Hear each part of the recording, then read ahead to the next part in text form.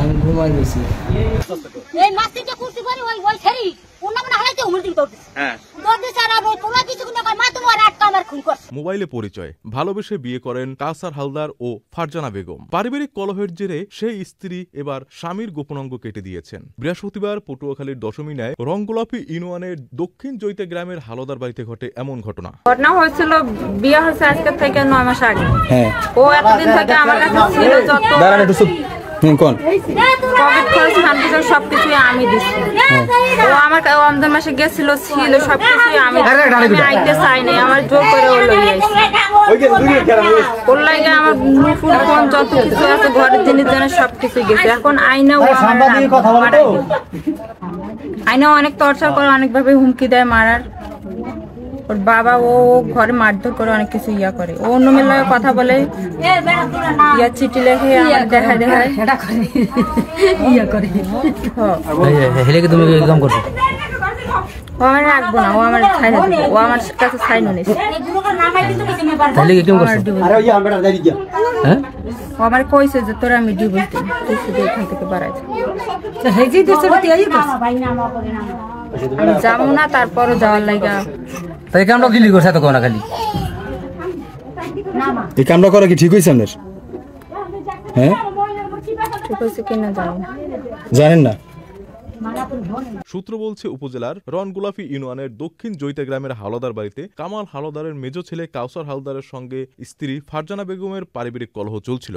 ঘটনার দিন কাউসার হালদার দুপুরের খাবার শেষে ঘুমিয়ে যান। পূর্বের পারিবারিক কলহের জের ধরে ঘুমন্ত অবস্থায় স্ত্রী ফারজানা বেগম তার স্বামী কাউসার হালদারের গোপনাঙ্গ কেটে ফেলেন।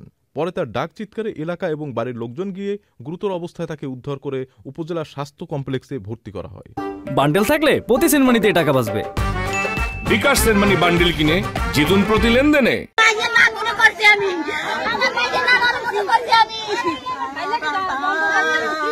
এই ঘটনাটা ঘটাইছে ছেলে আপনার কি হয়? আমার ছেলে। কি কারণে ও করলো? আমি একা দুনো বেড়া মতো ভাত খাইছি। হ্যাঁ খাইলে ওই মাছ করা হবে, 3টে মাছ করছি। হ্যাঁ হ্যাঁ উত্তরে দেখতেছি ঘুমাই গেছে। পরে দেখতেছি ভাজা। হ্যাঁ এই মাছটা কুর্সি পরে ওই ছেড়ি ওনা মনে হালাইতে হুমড়ি দৌড়। হ্যাঁ দৌড় দিছে আর তোমরা কিছু না কয় মা তোমার আটকা আমার খুন করছে। সাইয়ে দেই রক্ত আমার পুঁতে বন্নি হয়ে গেছে। এই যে ওর আমি থাবা দিয়ে ধরছি। ওই দেখো সবটা করে দিতে। আপনার টের পান নাই? আমি তো এই ঘরে। ও তাহলে আপনি আর বিচার চান? অবশ্যই বিচার চান। আপনি আর বিচার আমি ওরে মানে আজকে দুপুরে ভাত খাইছি, ভাত খাই দেখে ও ভাত খায় নাই, তাই ওরে জোর করে নিয়ে আইসি, ভাত খাওয়াইছি। ভাত খাইয়া তারপরে ও কবি আজকে আমি রাত্রে চলে যাবো নটায় ঢাকায়, তা আমার সাথে 1 ঘন্টা থাকো। আমি বলছি না, আমি বড় খেলাতে যাবো।